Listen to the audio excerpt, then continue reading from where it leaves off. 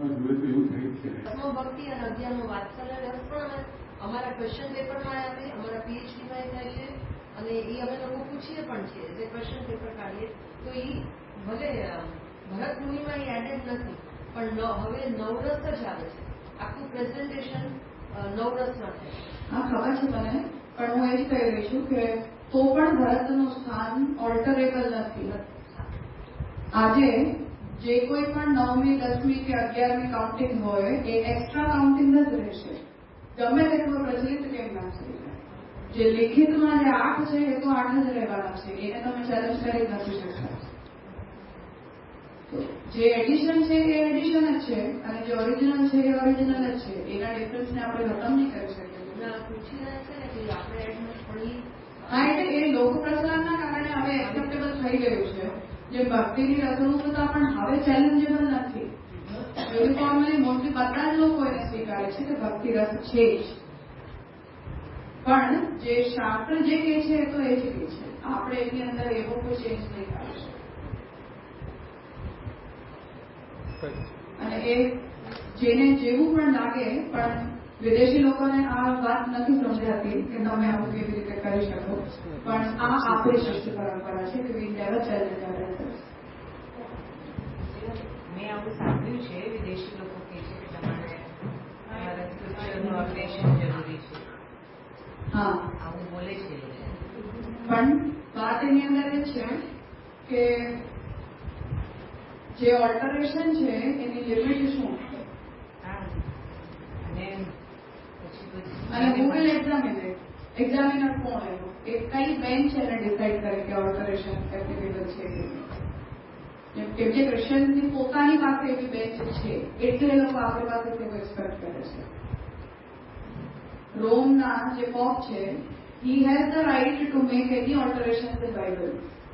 એ ટેસ્ટામેન્ટની અંદર ચેન્જ કરવાનો અધિકાર એ લોકો રાખે છે. જેમ આપણે કોન્સ્ટિટ્યુશનની અંદર આખું બેન્ચ ડિસાઇડ કરે અને આપણે લો બદલી લઈએ, એવી રીતે એ લોકોની ટ્રેડિશન આ વાતને એક્સેપ્ટ કરે છે. એટલે એ લોકોની એક્સપેક્ટેશન એવી છે કે બધી જ ધર્મ વ્યવસ્થાઓની અંદર આ પ્રકારની વ્યવસ્થા હોવી જોઈએ કે તમે સમયના અનુરૂપ પોતાના ધર્મગ્રંથોમાં પરિવર્તન લાવી દો. હવે આ મૂર્ખતા આધુનિક લોકો આપણે ત્યાં પણ કરે છે. થોડા સમય પહેલા એક યુવા ગોસ્વામી આચાર્યનું સ્ટેટમેન્ટ હતું, અસમર્પિત વસ્તુનામ તસ્માત વર્જનમ આચાર્યને લઈને, કે આજના સમયમાં કોણ મહાપ્રભુજીના આવા સિદ્ધાંતને પાડી શકવાનું છે. આ પ્રેક્ટિકલ છે એવું ક્વેશ્ચનની સાથે સ્ટેજ ઉપર બેસીને તમે મહાપ્રભુજીના વંશજ થઈને અને તમારા મોઢામાંથી આ વાત નીકળી ગઈ, તો તમે પણ કાલે જઈને ક્વાઇટ પોસિબલ કે એ લોકો આપણે ત્યાં પણ પોપ જેવી બેન્ચ બનાવી દે કે ભાઈ હવે તનુવિત જહાં સિદ્ધાંતમાં ઓલ્ટરેશનની જરૂર પડી ગઈ છે, કે સિદ્ધાંત મુક્તાવલી અને ભક્તિવર્ધિનીમાં આપણને પરિવર્તનની જરૂર પડી ગઈ છે. પણ આટલી અશિષ્ટતા આપણા પૂર્વજોમાં ક્યારે પણ નહીં હતી. આપણે એવા અશિષ્ટ થઈ ગયા છે કે આપણને આવી જરૂર લાગે છે. તો તમને તમારા આચરણમાં બદલાવ લાવવાની જરૂર નથી લાગતી, પણ લિખિત સિદ્ધાંતોમાં બદલાવ લાવવાની વધારે જરૂર લાગે છે, અનનેસેસરીલી. આપણે આમ ભણીએ છીએ ત્યારે એવું બી ભણીએ છીએ ને કે વ્યાસજીએ જોયેલું છે, આગળના પ્રોબ્લેમ્સ બી જોયેલા છે, સમજી વિચારીને જ લખાયેલું છે. કોઈ પણ ઋષિ હોય, જેમ ગૌતમ કણાદ પર્યંત પણ જે લોકો અર્ધનાસ્તિક મતનું પ્રતિપાદન કરી રહ્યા છે, એમના માટે પણ મહાપ્રભુજી એટલું જ રિસ્પેક્ટફુલી બોલી રહ્યા છે કે મને એક પોઈન્ટ ઉપર પ્રોબ્લેમ એમના અનુયાયીથી હોઈ શકે, પણ એ લોકો પોતે તો ઋષિ છે જેમણે ભગવદ આજ્ઞાથી જ આનું પ્રણયન કર્યું છે. જે શંકરાચાર્યજીના મતના ખંડન માટે જ મહાપ્રભુજી પ્રકટ થયા, એ શંકરાચાર્યજી તક માટે મહાપ્રભુજી એવી આજ્ઞા કરી રહ્યા છે કે એમણે પણ ભગવદ આજ્ઞાથી મતનું પ્રવર્તન કર્યું છે. સમસ્યા મને એમની ફોલોઈંગથી છે, એમનાથી નથી. આ શિષ્ટતા છે. This is how you behave. એક પઠિત અને લિખિત વ્યક્તિ તરીકે તમારે આવી રીતે બિહેવ કરવું જોઈએ. You should respect your elders. જે તમારા મોટા છે એ તમારા મોટા છે જ. જેમણે તમારી પહેલા લખ્યું છે એમણે તમારી પહેલા લખ્યું જ છે. તો ખંડન પણ શિષ્ટતાપૂર્ણ રીતે થવું જોઈએ. ધો ઇટ ઇઝ નોટ ખંડન. મહાપ્રભુજી અગેન એને ખંડન પણ નથી કરી રહ્યા. મહાપ્રભુજી તો એ કહી રહ્યા છે કે હું તો જે વેદમત છે એને બોલી રહ્યો છું. જે લખ્યું છે એમાંથી મને જે સમજાય છે એ હું કહી રહ્યો છું. નહીં તો મહાપ્રભુજી આ વાત કહે પણ નહીં કે બધા જ મતો સમહાવ બ્રહ્મવાદને જ બોલે છે અને કોઈ પણ મત પૂરી રીતે બ્રહ્મવાદને ક્યારે પણ નથી બોલતું.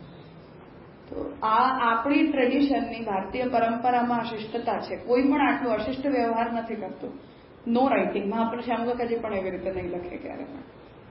But the way modern writers write, આજના લોકોની અંદર એ શિષ્ટતા હવે નથી બચી કે આપણે ભરત મુનિને જો એડ્રેસ કરી રહ્યા છીએ તો કેવા એટિકેટ્સની સાથે આપણે એમને એડ્રેસ કરવું જોઈએ. જો કોઈ પ્રકારનું ડિસએગ્રીમેન્ટ છે તો પણ તમારે કેવી રીતે એમને એડ્રેસ કરવું જોઈએ. You should have that culture. પૂછાય કે નહીં ખ્યાલ નથી, ખોટું બધો જવાબ ના આપતા, પણ આપણે એમ વિચારીશું કે મહાપ્રભુજીનો જન્મ અપડેશન માટે થશે નહીં. મહાપ્રભુજીએ કોઈ અપડેશન કર્યું જ નથી. તો આપણે ખંડનની વાત કરીએ છીએ. ખંડન ઇઝ નોટ અપડેશન. ખંડન ઇઝ ઇન્ટરપ્રિટેશન.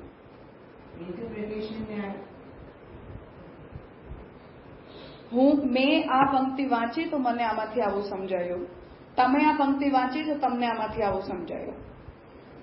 હવે આપણે એના ઉપર ડિબેટ કરી શકીએ છીએ કે મારી અન્ડરસ્ટેન્ડિંગ અને તમારી અન્ડરસ્ટેન્ડિંગ. હવે આપણે બંને જો કન્ટેમ્પરરી છીએ તો કન્સિડર કે તમારી પહેલાના લોકોએ કેવી રીતે એને ઇન્ટરપ્રિટ કર્યું છે.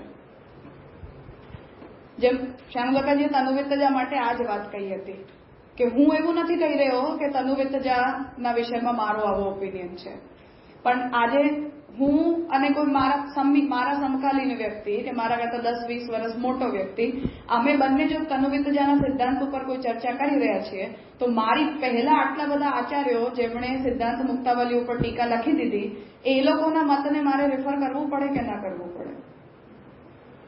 I must. તો મારે સૌથી પહેલા ગોસાઈજી, હી ઇઝ ધ એલ્ડેસ્ટ, મહાપ્રભુજી પછી જેમણે કમેન્ટ કર્યો, તો ગોસાઈજીનું ઓપિનિયન મારે જોવું જોઈએ. પછી ગોકુલનાથજીનું કે રઘુનાથજીનું જોવું જોઈએ. એના પછી એમના આગળના પુરુષોત્તમજી પર્યંત, એમના પછી લાલુ ભટ્ટજી, અને પછી હવે તમે બોલો કે હવે આમાંથી તમને શું લાગે છે. શિષ્ય તરીકે આપણી ડ્યુટીની અંદર એ આવે છે કે તમે ઉપરની કોઈ પણ ટીકાના અગેન્સ્ટ નથી જઈ શકતા. એમાં તમારું ડિસએગ્રીમેન્ટ પોસિબલ જ નથી. If you are a part of the tradition તો તમે એનાથી ડિસએગ્રી કરી જ નથી શકતા. તમે એવું કહી જ નથી શકતા કે આ હું નથી માનતો. હું એ ટ્રેડિશનનું પાર્ટ નથી, દેન યુ કેન ક્વેશ્ચન કે હા વિઠ્ઠલનાથજીની ટીકામાં આ ઇન્ટરપ્રિટેશન ઠીક છે કે નહીં. Still you can not challenge Vallabhacharya because he is the propagator of the tradition. તો તમે જો આ ટ્રેડિશનના પાર્ટ નથી પણ તો પણ તમે મહાપ્રભુજીને ચેલેન્જ નથી કરી શકતા, તમે ગોકુલનાથજી અને ગોસાઈજીને જરૂર કરી શકો છો. તો જે લોકોએ ભાષ્ય લખ્યું છે અને બ્રહ્મસૂત્રના ભાષ્યો ઉપર જે લોકો ડિસ્કશન કરે છે એ લોકો પણ ક્યારે મહાપ્રભુજીના ભાષ્યને ચેલેન્જ નથી કરતા, પણ પુરુષોત્તમજીના પ્રકાશને જરૂર ચેલેન્જ કરે છે. આ રીત છે ધ વે યુ બિહેવ. કેમ કે જેણે એ ટ્રેડિશનને એસ્ટાબ્લિશ કર્યું છે, જેણે એને બનાવ્યું છે, he is unquestionable authority unless he is your contemporary.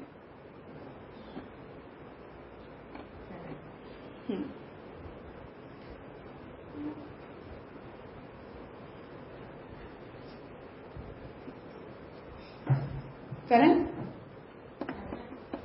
पराठ का थोड़ा समझना पड़ेगा. पराठ वर्ड ही मुझे समझ में नहीं आ रहा है कि हाँ पराठ क्या है. जो भी कर रही हूँ मैं अपने लिए ही कर रही हूँ, फिर उसको पराठ क्यों कह रहे हैं. व्यापार भी है तो वो व्यापार भी मैं अपने लिए ही कर रही हूँ. पराठ शब्द में समझ नहीं है. कहा यह गया कि आराध्यत्व प्रकारक जो ज्ञान है उसे हम भक्ति कहते हैं. अब आराध्य प्रकार का जो ज्ञान है उसका एप्लीकेशन तो कुछ न कुछ है ही. ज्ञान ज्ञान के लिए है या ज्ञान कर्म के लिए हुआ? कर्म के लिए हुआ तो वो ज्ञान परार्थ हो गया. मैं ही कर्म फिर भी ज्ञान केवल मेरे अपने ज्ञान के लिए है या ज्ञान कर्म या भक्ति के लिए है? तो अगर वो ज्ञान कर्म या भक्ति के लिए है तो वो परार्थ हो गया. ज्ञान केवल ज्ञान है और फिर आप उसका श्रवण मनन और निधिध्यासन करके मोक्ष प्राप्त कर ले रहे हो तो वो ज्ञान स्वार्थ है. ज्ञान फॉर द सेक ऑफ ज्ञान. अब मुझे ज्ञान से मतलब तो है नहीं। मेरा मतलब क्या है कि मुझे भक्ति करनी है या मुझे कर्म को फुलफिल करना है, तो हम केवल उसी के लिए उस बात को पढ़ते हैं।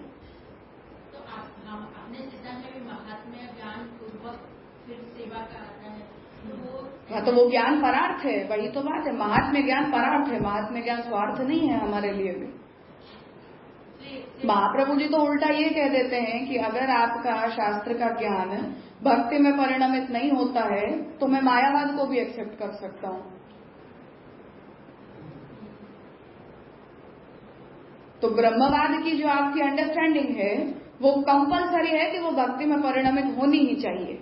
अगर वो भक्ति नहीं बन रही है तो महाप्रभु जी कहते हैं कि फिर तो मुझे ज्ञान में मायावाद को स्वीकारने में भी कोई समस्या नहीं है, मैं मायावादी भी बन सकता हूँ। तो ज्ञान भी हम ज्ञान के लिए नहीं लेते हैं, हम भी ज्ञान भक्ति के लिए ही लेते हैं। वो ज्ञान अगर भक्ति रूप नहीं बनता है तो निरर्थक है, उसका कोई मतलब नहीं है।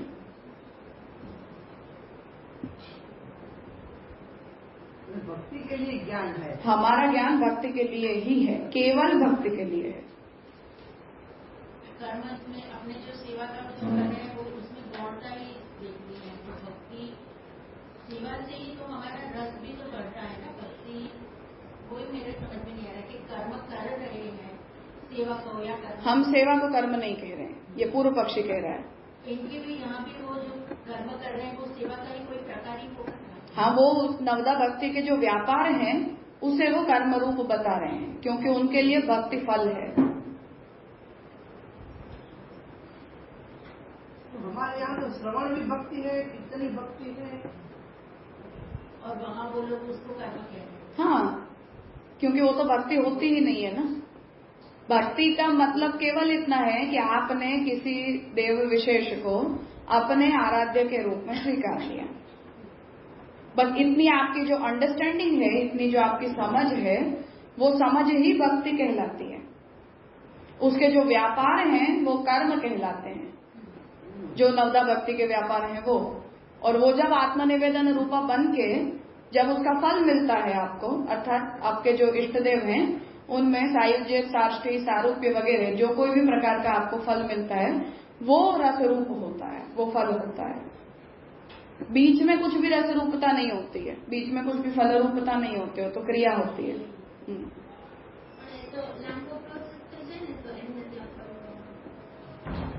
तो पूरी दुनिया में लंबी ही प्रोसीजर होती है।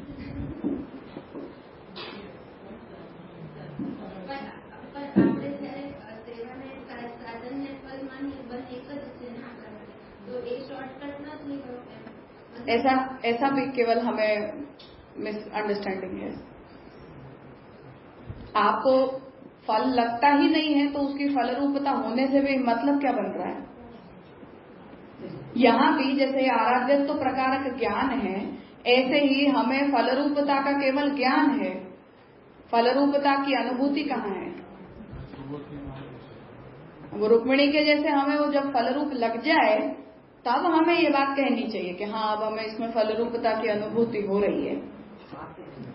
बाकी हमें भी फल रूपता का ज्ञान है, हमें भी फल रूपता की अनुभूति जैसा तो कुछ भी नहीं है। साक्षात्कार का ज्ञान और साक्षात्कार होना, हाँ, तो उसमें तो जमीन आसमान का फर्क है।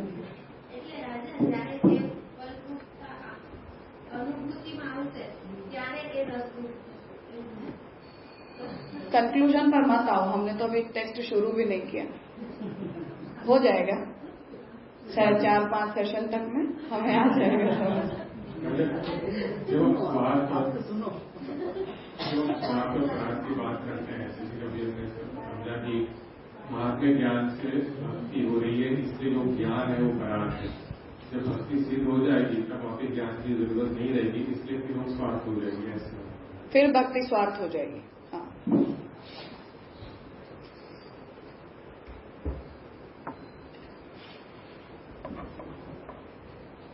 और कुछ ठीक है। तो कल तक हमने ये बात देखी कि रसशास्त्र में प्रतिपादित नहीं होने के कारण हम भक्ति की रसरूपता को प्रामाणिक नहीं मानते हैं। इतना विषय हमने कल पूर्व पक्षी की तरफ से देखा है।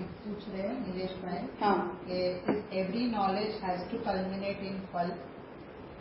नॉट इन फल but some sort of application.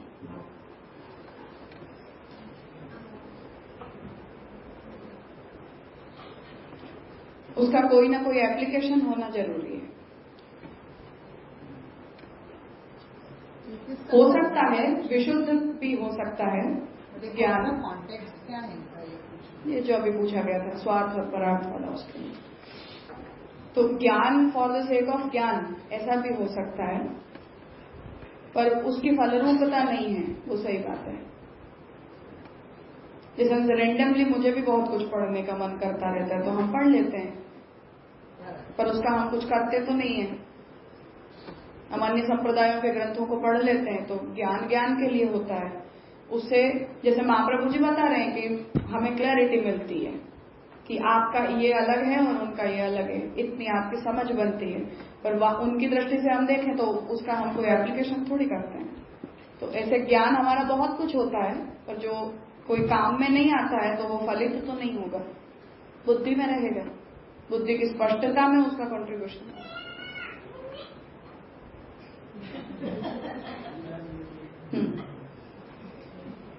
अब आगे देखें तो अब जो नाट्यशास्त्र से ये सब विषय पूछे गए थे उसे अब श्यामलता जी और स्पष्ट करना चाह रहे हैं कि नाट्यशास्त्र किस तरह से इस विषय को सोचता है, क्योंकि वी वर्सेस रस की प्रचलित अंडरस्टैंडिंग ऐसा हमारे बीच अभी चल रहा है. किंच स्वाराध्य प्रीति जनिकायाः भक्तेर्हि तावत् सामाजिकानां पुरतो अभिनये भक्ति भावा भावात् नटने दंभे व पर्यवसानम. अब पूर्व पक्षी यहाँ नाट्यशास्त्र की दृष्टि से इस बात को ला रहा है कि अल्टीमेटली नाट्यशास्त्र में रस का विचार किया क्यों जाता है. तो वहां उसका प्रयोजन है उसका अभिनय करना, उसे एक्सप्रेस करना, उसे दिखाना. लोगों तक उस रस को आप कैसे पहुंचाओगे, कैसे दिखाओगे, उसी के लिए नाट्यशास्त्र का पूरा विचार किया जाता है. तो भक्ति होती है वो हम किस लिए करते हैं. भक्ति हम करते हैं अपने आराध्य के प्रति प्रेम को प्रकट करने के लिए. स्वाराध्य प्रीति जनिकाया, तो भक्ति होती है भगवान के प्रति हमारा प्रेम बढ़े या भगवान को भी हमसे प्रेम हो, उस भावना से अपने आराध्य के प्रति प्रेम को उत्पन्न करने के लिए हम भक्ति करते हैं. तावत सामाजिकानां पुरतो अभिनये भक्ति भावा भावात्. अब नाट्यशास्त्र की तरह जैसे वहां हर प्रकार के रस को लोगों के सामने दिखाया जाता है, स्टेज के ऊपर उसे इनैक्ट किया जाता है, उस तरह से सामाजिक जो भी समाज के लोग हैं उन लोगों के सामने यदि भक्ति का अभिनय किया जाता है तो भक्ति भाव के अभाव के कारण वो भक्ति नाटन में या दंभ में पर्यवसित होती है. अर्थात आज स्टेज के ऊपर मानो हम भक्ति दिखा रहे हैं, हम भक्ति को रस कह रहे हैं. यदि नाट्यशास्त्र के कैलिबर के ऊपर जाके यदि हम उसे रस कह रहे हैं तो वहां हर रस को बताया जाता है पब्लिक के सामने शो करने के लिए, नाटन करने के लिए, या नृत्य के द्वारा उस रस का एक्सप्रेशन करने के लिए. तो यदि हम भक्ति को भी रस कहना चाहते हैं और श्रृंगार आदि रसों के साथ उसे यदि हम प्लेस कर रहे हैं तो भक्ति का भी यदि हम सामाजिक लोगों के सामने ऐसा अभिनय करेंगे तो उस प्रकार की भक्ति में भक्ति भाव के अभाव के कारण वो दंभ में या नाटन में पर्यवसित होगी. जैसे हम टीवी सीरियल में जैसे रामायण देख रहे हैं तो वहां हनुमान जी की रामचंद्र जी के प्रति भक्ति देख रहे हैं तो हमें पता है कि दारा सिंह इज एक्टर, वो भक्त नहीं है, वो तो एक्टर है. तो उस तरह से भक्ति को यदि हम अन्य रसों के साथ रख देते हैं तो भक्ति भाव के अभाव के कारण उसका भी नाटन या दंभ में पर्यवसान हो जाएगा. विचार है ये केवल, ठीक है. हम इसे मान रहे नहीं मान रहे हैं उसकी बात नहीं हो रही है, थॉट है ये. जब हम गए थे ब्रज में तो अभिनय करते हैं भक्ति का, तो हमने तो उसको रिस्पेक्ट ही दिया था, तो दम तरीके से तो नहीं लिया था उनको. हाँ, नहीं लिया था. तो यहाँ वो ही बोल रहे हैं अलग है ना दो बात। मानो उन लोगों ने उसे इनेक्ट कर भी दिया, तो क्या हम उसे वैष्णव जान के कल से उसका संग करने लग जाएंगे? हमने तो 3 घंटे का तमाशा देखा और वापस आ गए। दैट मोमेंट की बात करें। उस समय हमारे हृदय में जो भक्ति प्रकट हुई वो इसलिए नहीं हुई क्योंकि हम उस एक्टर को देख रहे थे, वो इसलिए हुई क्योंकि उसमें हम ठाकुर जी को देख रहे थे या प्रभु की लीला को देख रहे थे। जैसे बचपन में यही लोग जब रासलीला करते थे तब हम लोग दिन के समय में उनके साथ क्रिकेट खेलते थे, रात को अचानक से वो ठाकुर जी बन के और रासलीला करने लग जाते थे। फिर जब रासलीला संपन्न होती थी, हम छोटे थे, हमें ये बोला जाता था कि इनके चरण स्पर्श करो। तब तो कर लेते थे क्योंकि बड़े लोग बोलते थे, पर बैक ऑफ द माइंड हमें यही चलता था कि आज सुबह तो हम लोग साथ क्रिकेट खेल रहे थे, तो थोड़ी ना हम इनके पैर छुएंगे, थोड़ी ना हम इनके चरण स्पर्श करेंगे।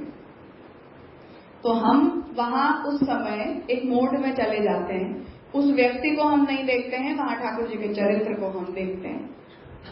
जैसे रामायण के एक्टर्स में हम देखें तो लोगों में ऐसी भाव भक्ति थी कि टीवी के सामने आरती उतारने लगते थे वो रामचंद्र जी की, जब टेलीकास्ट होता था। तो हम वहां रामचंद्र जी को देख रहे हैं इसलिए वो हमें अच्छा लग रहा है। उसे एज ए एक्टर देखेंगे तो डायरेक्टर के मन में तो कोई ऐसा भाव नहीं आता है। तो ये बात बता रहे हैं कि रसशास्त्र रस का विवेचन इसलिए करता है क्योंकि उसे शोकेस किया जाता है, बताया जाता है लोगों के सामने। तो अल्टीमेटली नाट्यशास्त्र का पूरा पर्पस यही है। तो हम यदि वहां की काउंटिंग में ये कहते हैं कि तुम भक्ति को भी रस मान लो, तो भक्ति का भी ऐसा शोकेसिंग ही वहां माना जाएगा। हम जिस एक्सपीरियंशियल लेवल के ऊपर इसे बोलना चाह रहे हैं वहां वो बात नहीं आएगी, क्योंकि वहां हम टीवी के रामचंद्र जी के लिए कोई भक्ति रस का अनुभव नहीं करते हैं, वो तो हम अपने सेव्य के लिए ही करते हैं। ऐसा मतलब हाँ, फिर तो संग वाली सब बात आएगी।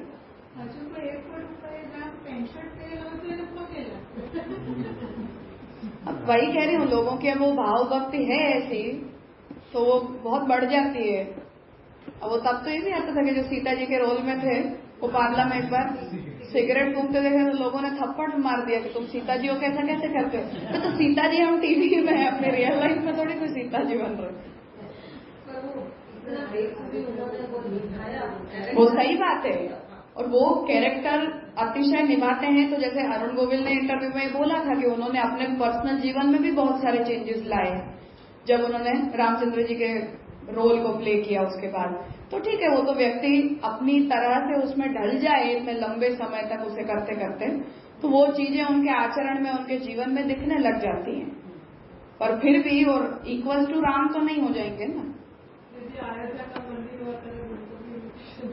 हाँ, तो लोक प्रसिद्धि के कारण दिया था ना, लोग मान रहे हैं तो मान रहे हैं।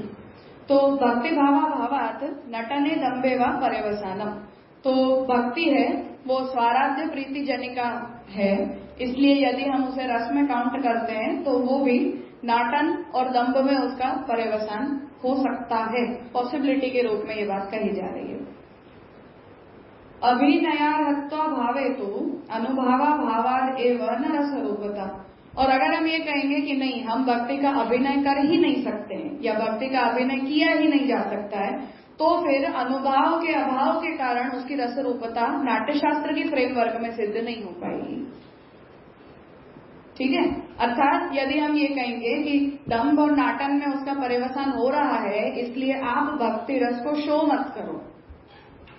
जैसे नाट्यशास्त्र की अपनी कुछ मर्यादाएं हैं, वो ये कहते हैं कि जैसे किसी की मृत्यु आप शो स्टेज पर दिखा नहीं सकते हो, खून नहीं दिखा सकते हो, ब्लड नहीं दिखा सकते। अब ये मर्यादाएं क्यों हैं? क्योंकि वो अभिनय की मर्यादा है, क्योंकि आप लोगों को एंटरटेन करना चाह रहे हो, लोगों तक कुछ मैसेज पहुंचाना चाह रहे हो, कुछ अच्छे रसों तक को उन तक पहुंचाना चाह रहे हो। तो मृत्यु और खून खराबा जैसी खतरनाक चीजें दिखाकर लोगों के मन में विक्षेप पैदा करना ये नाट्यशास्त्र का प्रयोजन नहीं होता है। तो उसी मर्यादा की तरह अगर हम ये कहेंगे कि भक्ति को रस कहने के कारण दम्भ और नाटन में उसका परिवसान होता है, इसलिए आप भक्ति का अभिनय मत करो, भक्ति का अभिनय आप नहीं कर सकते, ऐसी यदि हम मर्यादा बना देते हैं तब फिर उसकी रसरूपता को बोलने का कोई मतलब ही नहीं बन रहा है। फिर आप इस बात पर क्यों डिबेट कर रहे हो कि हम दूसरे रसों की तरह उसे भी रस के रूप में माने? ठीक है, तो ये 2 प्रॉब्लम है।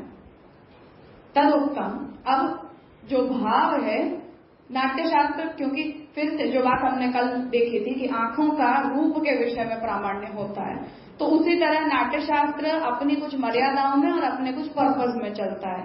जैसे महाप्रभु जी का पूरा वांग्मय है, उसका पर्पस क्या है? भक्ति। तो हम भक्ति के बाहर जाके महाप्रभु जी के वचनों को इंटरप्रेट करने जाएंगे तो वो महाप्रभु जी के वचनों के साथ गलत हो जाएगा, क्योंकि महाप्रभु जी ऐसा नहीं चाहते हैं।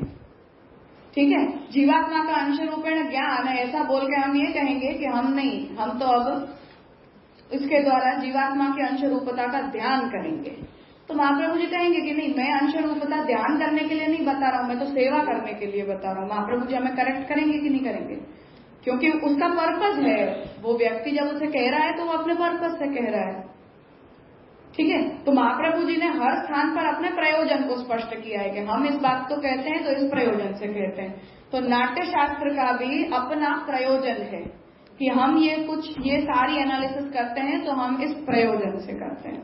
तो आप उस प्रयोजन को अगर वहां से हटा देते हो तो महाप्रभु जी की तरह भरत भी आकर ये कहेंगे कि नहीं, इस प्रयोजन के बिना ये सब एनालिसिस का कोई मतलब नहीं है। तो उस हेतु से यहाँ भाव के संबंध में नाट्यशास्त्र जो कहता है उसे यहाँ बताया जा रहा है कि विभावेन आरतो यो अर्थस्तु अनुभावेन गम्यते वागंग सत्वाभिनयैहि स भावः इति संज्ञितः। भाव आप किसे कहोगे? भाव शब्द का मतलब इमोशन, भावना किसी प्रकार की। तो इमोशन क्या होता है? तो उसे कहते हैं कि विभावेन आरतो, विभाव के द्वारा जो आरत होता है, अनुभव के द्वारा जहां तक पहुंचा जाता है।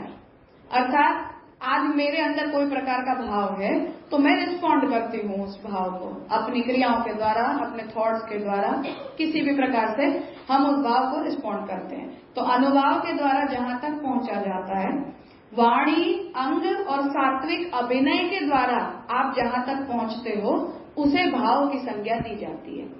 तो हम अपने इमोशंस को वाणी के द्वारा बोलते हैं, वो भी उसका अनुभव होता है कि हमने उसे कहा। हमारे शारीरिक क्रियाओं के द्वारा हम उसे दिखाते हैं।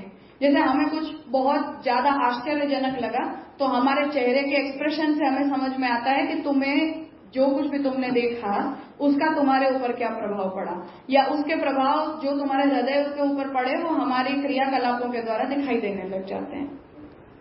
तो अंग के द्वारा होता है और सत्वाभिनय, सात्विक अभिनय के द्वारा होता है। तो आप उसको दिखाते हो कि मैंने ऐसा देखा था। तो हम जैसे घर आकर बोलते हैं कि ये हमने देखा था, तो उसे हम अपनी तरह से उसे दिखाने की कोशिश करते हैं कि जो हमने देखा वो ये था।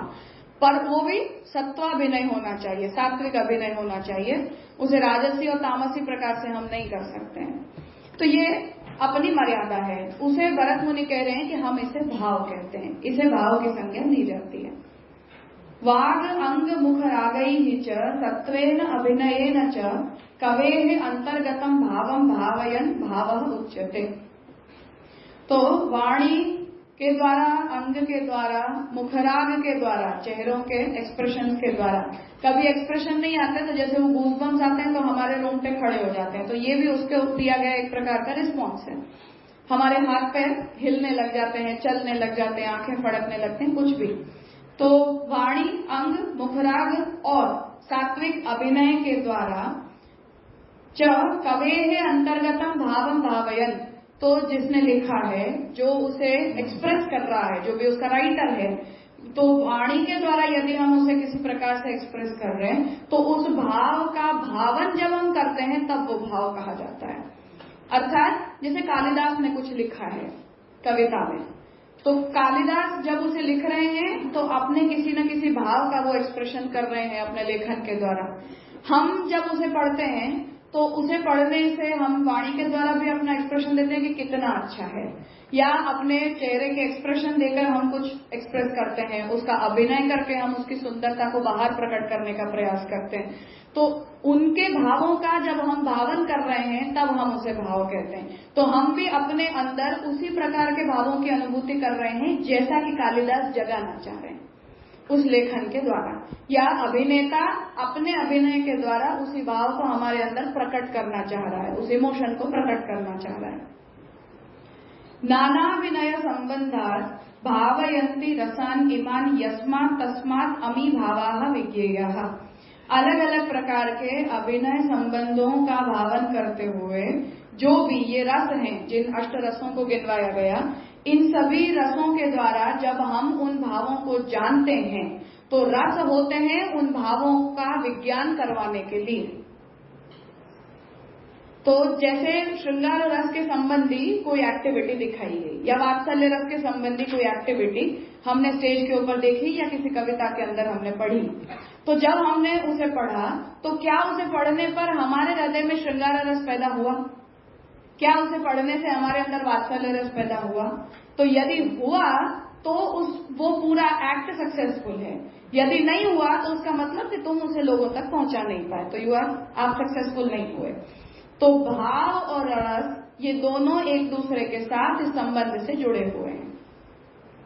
पहले वो भाव होता है जिसका अभिनय किया जाता है या जिसे लिखा जाता है, जिसे बोला जाता है। फिर वो हम तक जब पहुंचता है तो जो व्यक्ति उसे हम तक पहुंचाना चाह रहा था वो रस के रूप में हम तक पहुंचता है, और वो भाव जब हमारे हृदय में प्रकट होता है तब क्या हम वहां श्रृंगार रस का या वात्सल्य रस का अनुभव कर पाते हैं? यदि कर पाते हैं तो वो पूरा फैक्टर सक्सेसफुल हुआ, यदि नहीं कर पाते हैं तो वो फेल हो गया। ठीक है, जैसे एक ग्रीक राइटर था गीशे, वो कालिदास के मेघदूत को अपने सिर पर रख के और ग्रीस की गलियों में नाचने लग गया। इतना खुश हो गया वो उसे पढ़ के कि इतना अच्छा कोई कैसे लिख सकता है। ये एक्सप्रेशन है। अब उसका मतलब है कि कालिदास अपनी तरफ से उस करुण रस को या श्रृंगार रस को आप तक पहुंचाने में सक्सेसफुल हुए। पर जो व्यक्ति उसे समझ पाता है वही समझ पाता है, हर किसी को वो बात नहीं समझ में आती। पर पहुंचा रहा है वो व्यक्ति, पर आपके हृदय में उसका भाव नहीं पैदा हो रहा, आपके हृदय में उसका वो रस पैदा नहीं हो रहा। ठीक है, तो पूर्व पक्षी यहाँ ये बात कह रहा है कि हम इस तरह से भाव और रस को समझाते हैं। नाट्य शास्त्र इस तरह से भाव और रस को एक्सप्लेन करता है। अब आप जिसको भक्ति रस कह रहे हो वो इस प्रकार की डेफिनेशन में या इस एनालिसिस में फिट बैठता है कि नहीं, ये आप सोचो। अब आ गया समझ में? जैसे महाप्रभु जी कुछ लिख रहे हैं, महाप्रभु जी भक्ति रस को प्रवाहित कर रहे हैं, हम तक पहुंचाना चाह रहे हैं। महाप्रभु जी की वाणी को पढ़कर हमारे हृदय में भक्ति रस पैदा हो रहा है कि नहीं हो रहा है? अब वो गीशे की तरह भी हो सकता है कि हम भी सुबोधनी को अपने सिर पर रख के ऐसा नाचे कि इतना अच्छा कोई कैसे कर सकता है, और बाकी ठीक है, हाँ ऐसा लिखा है, ऐसा लिखा है, ऐसा लिखा है, ये भी हो सकता है। दोनों चीजें पॉसिबल है। तो अल्टीमेटली उस रस का पर्पज ये होता है कि हम ये सब कुछ इसलिए करते हैं क्योंकि हमारे हृदय में वो रस पैदा हो रहा है, हम आप तक उसे पहुंचाना चाहते हैं। उसे पढ़कर आपके हृदय में यदि वो भाव जागृत हो रहे हैं और उन भावों का रस यदि आपको महसूस हो रहा है, आपको यदि वो फील हो रहा है, तब लेखक या अभिनेता या संगीत का रचयिता या गाने वाला जो भी आप तक पहुंचाना चाह रहा था वो आप तक गया, वो रस आप तक पहुंचा। तो अल्टीमेटली इसका पूरा पर्पस अभिनय होता है, लोगों तक उन भावों को पहुंचाना होता है। ये नाट्य शास्त्र की परिभाषा है। यहाँ वो भाव और रस को इस तरह से समझाते हैं। अब हम जिसे भक्ति कह रहे हैं वो यहाँ कहीं बैठ रही है या नहीं बैठ रही है, इस विषय को अब हमें सोचना है। इति व्यर्थोऽयं वाग् आडंबरः इति एवं आक्षेपकं पूर्वपक्षम अवतारयितुं तावत् मंगलाचरणेन उपक्रामन्ति। अब ये जितना भी डिस्कशन हुआ उसमें आपका भक्ति को रस कहना ये वाणी का आडंबर है, नाटकबाजी है केवल। मतलब आप बिना बात की डिस्कशन पर उतरे हुए हो, ऐसा पूर्व पक्षी कह रहा है। इसलिए उसे रिस्पॉन्ड करते हुए अब पुरुषोत्तम जी मंगलाचरण से इस विषय का उपक्रम करते हैं। श्रीमद इति आरभ्य भक्ति रसस्य स्थायी स्नेहो मन मानसे इत्यादि का। तो पुरुषोत्तम जी ने प्रथम कारिका से इसका मंगलाचरण किया कि मैं श्री महाप्रभु जी के पुत्र श्री गोसाई जी के चरण पुंज की कृपा को प्राप्त करते हुए भक्ति रस के स्थायी स्नेह भाव मेरे हृदय में प्रकट हो, उस भाव से मैं गोसाई जी को प्रणाम करता हूं। यहां से श्री पुरुषोत्तम जी ने इसका मंगलाचरण किया। भक्ति भावेन वृषम आद्रीभूते मनसी स्वभाव रसतया उत्कर्षम अश्नुत। अब जो पुरुषोत्तम जी की दूसरी पंक्ति है, भक्ति रस से स्थायी स्नेहो मन मानसे जयति, इसे श्यामगंगा जी समझा रहे हैं कि पुरुषोत्तम जी जो आज्ञा कर रहे हैं वो क्या है। तो पुरुषोत्तम जी ये समझाना चाह रहे हैं कि भक्ति भाव के द्वारा वृषम आद्रीभूते, मतलब बहुत ज्यादा आर्द्र, जिसका मन हुआ है, गीला हो चुका है। जैसे एक कपड़ा है तो आधा सूखा आधा गीला हो, और एक कपड़ा ऐसा हो जिसमें से पानी टपकता हो, उतना ज्यादा गीला हो। तो आर्द्रीभूत से मतलब है कि जैसे पानी टपक रहा हो उतना गीला हो जाए।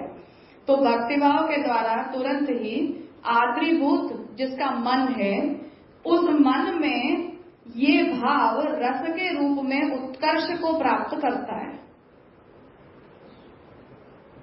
अर्थात जिसे हम भक्ति रस कह रहे हैं, वो भक्ति रस कहाँ पैदा होगा? वो उस मन में पैदा होगा कि जो मन भक्तिभाव के द्वारा आर्द्र है, पानी टपके ऐसा गीला हो कपड़ा, उस तरह से जिसका मन भक्ति के भाव से, जिसकी भाव संज्ञा दी गई, वो भाव संज्ञा को हमने समझ लिया। तो जिसे हम भाव कह रहे हैं वो भाव भक्ति का भाव हो। तो भक्ति भाव के द्वारा जैसे पानी टपके ऐसा गीला कपड़ा बन जाए, वैसा हमारा मन जब भक्ति भाव के द्वारा आर्द्र हो चुका होता है, तब ऐसे मन में भक्ति का रस उत्कर्ष को प्राप्त करता है, अर्थात भक्ति रस वहाँ अनुभूत होता है। ऐसा द्वितीय पंक्ति भक्ति रस से स्थायी स्नेहो मन मानस से जयति, इस पंक्ति से पुरुषोत्तम जी समझाना चाह रहे हैं। विषय नहीं समझा रहे हैं, केवल उस पंक्ति को एज ऑफ नाउ यहाँ डिस्क्लेमर दिया है कि ये पुरुषोत्तम जी का अर्थ है। भक्ति भाव को हम उत्पन्न मानते ही नहीं है ना, है ही, वो तो बीज भाव से प्राप्त है। हाँ, उत्कर्ष वर्धिनी से हम वही कहेंगे। पुरुषोत्तम जी ने जब श्रीमद वल्लभ नंदन चरण रजः पुंज कृपयाप्तः कहा है, वहाँ पुरुषोत्तम जी का मतलब ये है कि भक्ति हंस और भक्ति हेतु निर्णय में गोसाई जी ने जो भक्ति बताई है, उसी की रसरूपता को मैं यहाँ कहना चाह रहा हूँ।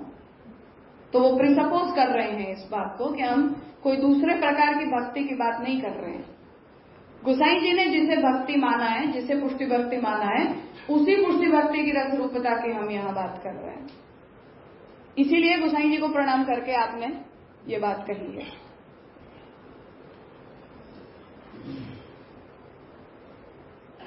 ये विषय कैसे चल रहा है ना, वो नहीं समझ आ रहा है। अभी आप फिर से मंगलाचरण का ये ले लिया, पहला यहाँ तक जो पर मंगलाचरण समझाया नहीं, अभी तक तो जो बोला भक्ति की डेफिनेशन आई, जो भी आया, तो फिर से अभी मंगलाचरण बीच में कैसे बोले? पर भक्ति की डेफिनेशन हमने तो दी ही नहीं थी। ये जो टीका आपने कल से शुरू की, तो वो श्यामगंगा जी भी नहीं दे रहे हैं। आप श्यामगंगा जी लिख रहे हैं ऐसा समझो ही मत, पूर्व पक्षी ने लिखा है ऐसा समझ लो। वो टीका का मेरा बैकग्राउंड में से वो जो पर ये टीका वाद ग्रंथ के ऊपर है, ये टीका षोडश ग्रंथ के ऊपर नहीं है। तो प्रकरण ग्रंथ की टीका के शैली से नहीं चलेगी, वाद की शैली से ही चलेगी। अणुभाष्य कैसा पढ़ रहे हैं हम, कभी भी पूर्व पक्ष आ जाता है, कहीं भी उत्तर पक्ष आ जाता है, बीच में अचानक, बस उसी तरह से चलेगा ये पूरा। नहीं तो उनको पहले मंगलाचरण ही बोल देना था ना। पर हम मंगलाचरण से श्यामगंगा जी जब लिख रहे हैं तो पुरुषोत्तम जी का बैकग्राउंड भी तो बताएंगे ना कि ये वाद ग्रंथ क्यों लिखा पुरुषोत्तम जी ने। तो आप शुरू तो वहां से करोगे कि भक्ति की रसरूपता में प्रॉब्लम्स क्या क्या हैं। तो ये रिस्पॉन्ड क्यों किया है, क्योंकि कुछ समस्या है इस बात को मानने में, तभी इसे वाद के रूप में लिखा है। वरना हम प्रकरण ग्रंथ लेके सिद्धांत बता देते कि भक्ति रस होती है, ये प्रकरण ग्रंथ नहीं है। तो हम जब वाद कर रहे हैं तो पुरुषोत्तम जी ने जो 5 पक्ष बताए, उन 5 पक्षों का बैकग्राउंड श्यामगंगा जी दे रहे हैं कि मानो पूर्व पक्षी के सामने हम ये प्रश्न रखें कि तुम भक्ति को रस मानोगे या नहीं मानोगे, तो पूर्व पक्षी कैसे उसे रिस्पॉन्ड करेगा? वो ऐसे करेगा कि वो सारी परिभाषाओं को लाएगा, फिर वो वैशेषिकों के द्वारा बताई हुई व्याख्या को एक्सेप्ट करेगा और फिर ये कहेगा कि ये तो ज्ञान है जो परार्थ है, क्रिया में परिवर्तित हो रहा है, इसलिए इसकी रस रूपता नहीं है। Now it is our turn. फिर हम ये बोलेंगे कि नहीं, हम इस तरह से भक्ति को परिभाषित ही नहीं करेंगे, ऐसे। तो मंगलाचरण हमारा क्रम आ रहा है? नहीं, अब भी हमारा नहीं आ रहा है। पूर्व पक्ष का ही आ रहा है। देखो, भाष्य की ही शैली से ये जाएगा, कहीं भी पूर्व पक्ष आएगा, कहीं भी उत्तर पक्ष आएगा, कहीं भी सिद्धांत आएगा। इसमें ऐसी कोई बाउंड्रीज नहीं बनाई हुई है कि यहाँ पूर्व पक्ष खत्म हो गया। तो ये बात मंगलाचरण की जो लाइन थी, वो पूर्व पक्ष वो उसका आगे की बात से कनेक्ट करने के लिए पुरुषोत्तम जी ने पूर्व पक्ष की इतनी इतनी बातें सुन ली, इसलिए आप पुरुषोत्तम जी मंगलाचरण करके उन्हें जवाब देना शुरू कर रहे हैं। ये है, बस इतना ही मतलब है। मंगलाचरण को हम समझा नहीं रहे हैं अभी।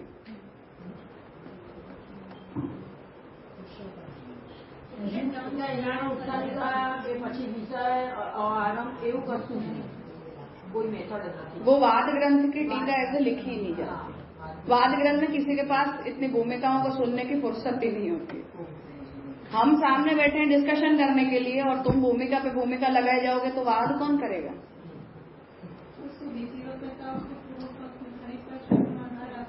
तो वो तो हर पंक्ति पर चलता ही रहेगा।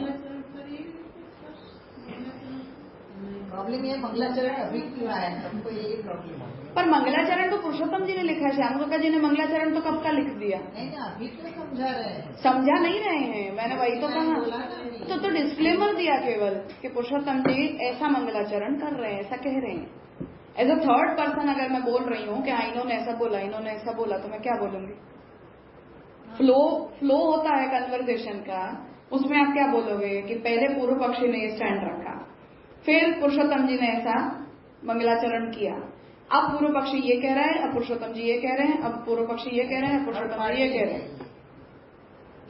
तो मैं लिखूंगी तो मैं ग्रंथकर्ता नहीं होगी, मैं टीकाकर्ता कैसे हुई? नहीं, मैं अब से ये समझ रही हूँ, जो पुरुषोत्तम जी ने समझाया वो हमको जे फिर से अच्छी तरह से समझाया। हाँ, तो वो समझाएंगे, पर पुरुषोत्तम जी के पूर्व पक्षी ने जो कहा उसे भी उतना ही अच्छे से समझाएंगे। हम वन साइडेड नहीं चल रहे हैं, वाद चल रहा है, तो हम अपनी अपनी बातें नहीं करेंगे केवल।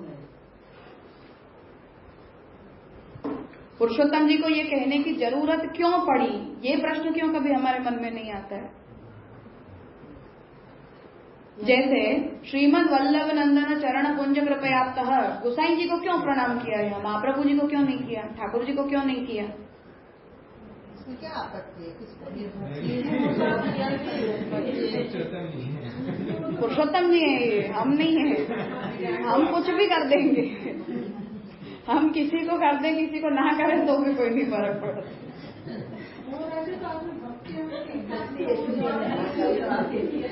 तो इसीलिए पुरुषोत्तम जी, मैं ये कह रही हूँ कि हमारे मन में सवाल क्यों नहीं आता कि क्यों गोसाई जी को प्रणाम करके पुरुषोत्तम जी इस बात को लिखते हैं? तो आना चाहिए ना। टीका जो लिखता है वो इस थॉट से लिखता है कि ये पंक्ति क्यों आई, ये शब्द यहाँ क्यों आया, ऐसा क्यों कहा गया। जैसे आप श्याम काका जी से पूछ रहे हो कि उन्होंने इसके बाद ये क्यों कहा, बस ऐसा ही श्याम काका जी पुरुषोत्तम जी के ऊपर ये बात ला रहे हैं कि उन्होंने ऐसी बात क्यों लिखी। तब तो हमें बैकग्राउंड के थॉट्स समझ में आते हैं ना।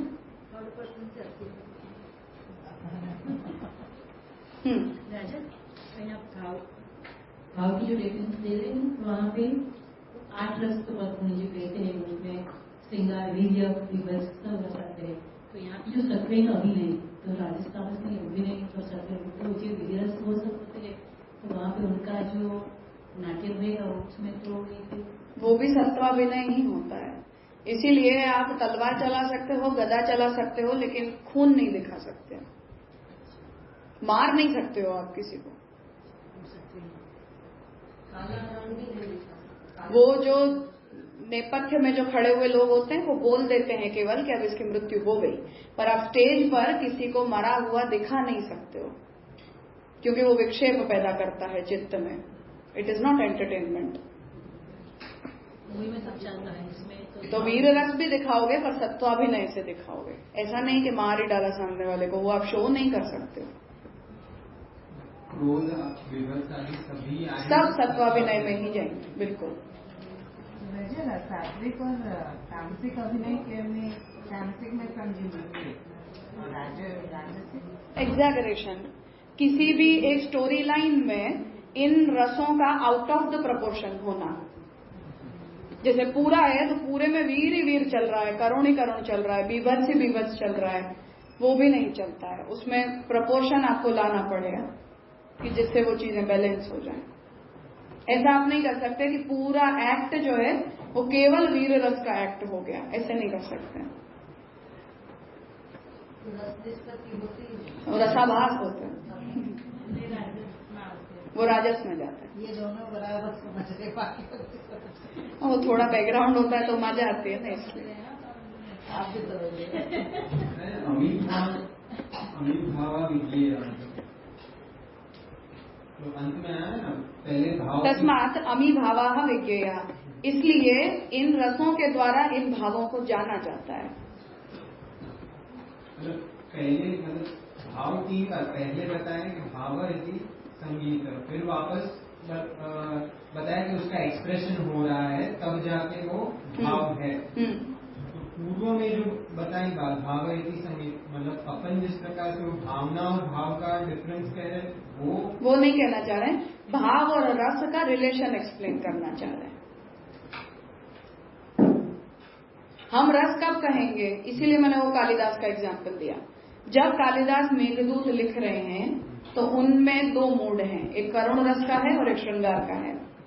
श्रृंगार की उसमें मुख्यता है, जिसमें श्रृंगार में विप्रयोग है, विप्रयोग की वजह से वहां करुण रस आ रहा है। ठीक है, मेघदूत की स्टोरी पता होगी, तो ये उनका बैकग्राउंड है।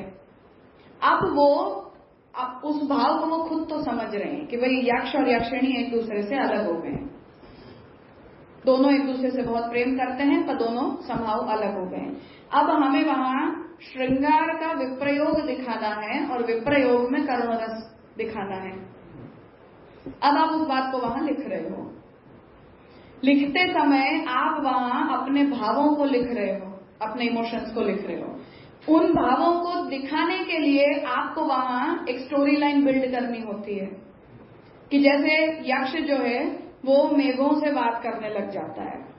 अब वहां ये नहीं लिखा है कि वो दुखी है, कि वहां करुणता है, वो वहां केवल इतना लिखा जा रहा है कि यक्ष जो है वो मेघ से बात करके ये बोल रहा है कि मेरी पत्नी मुझसे इतनी दूर है, तुम वहां जाकर उन तक मेरा मैसेज पहुंचाना। यहां से वो करुणता अपने आप आ रही है। यू आर नॉट राइटिंग कि वहां करुणता हो रही है, आप केवल एक स्टोरी लिख रहे हो, पर वहां से वो करुण रस निकल रहा है। ठीक है, तो लिखा ये नहीं जाता कि रस है, लिखा स्टोरी लाइन लिखी जाती है, निकलता उसमें से रस है जो आप तक पहुंचता है। तो हम उस एक्ट से या उस राइटिंग से ये आइडेंटिफाई करते हैं कि यदि कोई व्यक्ति बादलों से ऐसी बात कर सकता है तो इट मीन्स कि वो करुण रस को दिखाना चाह रहा है, वो दुखी है, तो वो अपने दुख की अतिशयोक्ति को दिखाना चाह रहा है। इसीलिए कोई व्यक्ति बादलों से ये बोलता है कि तुम मेरा मैसेज लेकर जाना, तो उस स्टोरी लाइन से वो करुण रस निकाला जा रहा है। और फिर जब हम उसे पढ़ते हैं तो हमारे हृदय में उस रस के द्वारा वो भाव बनता है कि हाँ ऐसे इमोशंस होते हैं। ये रस और भाव का संबंध है, वो साइकिल की तरह। तो भाव पहले है जो रस को निष्पन्न करते हैं, रस को पैदा करते हैं। तो पूर्व पक्षी ये कह रहा है कि भक्ति को आप भाव कहो वहां तक प्रॉब्लम नहीं है, पर भक्ति को आप रस कहोगे तो प्रॉब्लम बन रही है, ये समस्या है। क्योंकि उसका तो अभी उसे शोकेसिंग करनी होती है, और अगर वो शोकेसिंग है तो फिर आपके मत में वो दम्भ और नाटन हो जाएगा। और यदि वो दम्भ और नाटन बन जा रहा है तो फिर उसे हम शुद्ध रस में काउंट नहीं करेंगे, क्योंकि बाहर एक्सप्रेस हो जाएगा, इसलिए तो आप उसे नाटन और दम्भ कह दोगे, हमारे हिसाब से वो रस हो जाएगा। पूर्व पक्ष, हाँ, क्योंकि हम भाव की ऐसी ही निष्पत्ति दिखाते हैं। जैसे हमने हनुमान जी का चरित्र रामायण में पढ़ा, रामायण भी कविता है, आदि कवि, सबसे पहली कविता है रामायण, काव्य शास्त्र का उद्गम शास्त्र है। हमने वहां हनुमान जी और रामचंद्र जी के संबंध में उन चीजों को पढ़ा। अब वहां से आपको भक्ति रस समझ में आ रहा है उस राइटअप से, क्योंकि हम ऑब्सेस्ड हैं कि रामचंद्र जी भगवान हैं। शास्त्र की तरह देखते हैं। हाँ, और वाल्मीकि उसे कविता की तरह दिखा रहे हैं। इसीलिए लोग ये कहते हैं कि तुलसी रामायण में भक्ति रस है और वाल्मीकि की रामायण में भक्ति रस नहीं है, क्योंकि वो उसे उस तरह से लिख नहीं रहे हैं। वो तो एक आदर्श मनुष्य का चरित्र लिख रहे हैं। काव्य कौन, रचयिता कौन सी, वाल्मीकि जी या तुलसीदास? मूल रामायण तो वाल्मीकि की। नहीं, कवि एज ए पोएट तो वाल्मीकि ने जो रामायण लिखी वो पहली कविता मानी जाती है। रामायण प्रथम काव्य है। काव्य शास्त्र का उद्गम ही रामायण से है। એમનું એવું તાત્પર્ય ન હતું કે ભક્તિ એમાંથી નિષ્પન્ન થાય। उन्होंने तो करुण रस में आकर उसे लिख दिया है ना पूरा। रामायण करुण रस का शास्त्र है। उन्होंने वो क्रौंच और क्रौंची को मरते हुए देखा तो उससे उन्हें रामचंद्र जी और सीता जी का चरित्र याद आया कि कैसे वो दोनों एक दूसरे से अलग हो गए, और फिर उस मूड में उन्होंने उसे लिख दिया। अब भगवान उनके द्वारा ये शास्त्र का प्रणयन चाह रहे हैं, ये बात सच है, पर प्राइमा फेसी पर वो करुण रस को दिखाने वाला एक शास्त्र मात्र है। इसलिए जो क्रिटिक्स हैं वो ये कहते हैं कि तुलसी रामायण में भक्ति रस है, क्योंकि तुलसीदास जी भक्त होकर रामचंद्र जी का चरित्र लिख रहे हैं और वाल्मीकि जो है वो कवि बन के रामचंद्र जी का चरित्र लिख रहे हैं। तो उसमें वो आप दोनों को अगर कंपैरेटिवली पढ़ते हो तो दोनों के मूड में जमीन आसमान का फर्क है। हम भक्त बनकर देखेंगे तो तुलसी रामायण हमें ज्यादा अच्छी लगती है, वाल्मीकि रामायण शुष्क लगती है, इसे एकदम प्लेन लगती है, जहां रामचंद्र जी के कोई गुणगान नहीं है। हाँ, फिर भी द वे ऑफ राइटिंग वाली बात है। मतलब इसका उत्तर क्या होगा जो कुछ जी ने ठाकुर जी और वहाँ पर बिल्कुल नवंदा करके से गोसाई को किया, उसका उत्तर क्या है? यही कि गोसाई जी के द्वारा विरचित भक्ति हंस और भक्ति हेतु निर्णय में जो भक्ति को, पुष्टि भक्ति को गोसाई जी ने अन्य सभी प्रकार की भक्तियों से अलग करके बताया है, उसी भक्ति की भक्ति रस रूपता की यहाँ पुरुषोत्तम जी बात करना चाह रहे हैं। हम उसी पुष्टि भक्ति को रसरूप मानते हैं, मर्यादा भक्ति को हम रसरूप नहीं मानते, हम तांत्रिक भक्ति को हम रसरूप नहीं मानते। पूछेंगे तो वो तो श्री भजन नमन में तीनों नमन दिखा देंगे। वो तो कोई बात ही नहीं है, तो गोसाई जी ठाकुर जी महाप्रभु जी से अलग नहीं है, पर तात्पर्य ये है कि हम भक्ति अंश भक्ति हेतु निर्णय वाली भक्ति के लिए ये सारी बातें कर रहे हैं, क्योंकि मर्यादा भक्ति में तो फिर से साधन और फल का भेद होता है, तो वहां तो भक्ति रस सिद्धि नहीं हो पाएगा, दोबारा वही प्रॉब्लम आएगी जहां हम शुरू हुए थे। तो मर्यादा मार्ग में तो नवदा भक्ति क्रिया रूपी होती है, जो पूर्व पक्षी कह रहे हैं वो बात सही है। तो वहां हम भक्ति रस को डिफेंड कैसे करेंगे? नहीं कर सकते। हम जिस पुष्टि भक्ति को स्वतः फल रूप मान रहे हैं उसी को हम रस रूप कह पाएंगे, क्योंकि साधन में तो रस होता ही नहीं है, वो बात हमने कल समझी थी। तो वो अपना बैकग्राउंड स्पष्ट कर रहे हैं पुरुषोत्तम जी के बाद। वो श्याम काका जी ने ऐसा बताया था कि ये जो नटन क्रिया है वही हम अपने ठाकुर जी के साथ करते हैं, और वो करते करते ही हमें वो भक्ति। सही बात है, ये साधन कैसे करते हैं। इसीलिए श्याम काका जी हमेशा ये आज्ञा करते हैं कि भक्ति को आप नाच सकते हो, भक्ति को गा सकते हो, भक्ति को एक्ट भी कर सकते हो, पर भक्ति का बिजनेस नहीं कर सकते। भक्ति का आप सब कुछ कर सकते हो, बस भक्ति का बिजनेस नहीं कर सकते। तो अभिनय से भी हमें कोई समस्या नहीं है, इसीलिए हम रासलीला से कोई आपत्ति भी नहीं रखते हैं। तो भक्ति के अभिनय में भी कोई प्रॉब्लम नहीं है। वो सही गलत अलग बात है, पर भावात्मक रूप से महाप्रभु जो चैतन्य महाप्रभु ने प्रथम रासलीला की थी ऐसा ही कहा जाता है, और रास की परंपरा में सब लोग वही बात को मानते हैं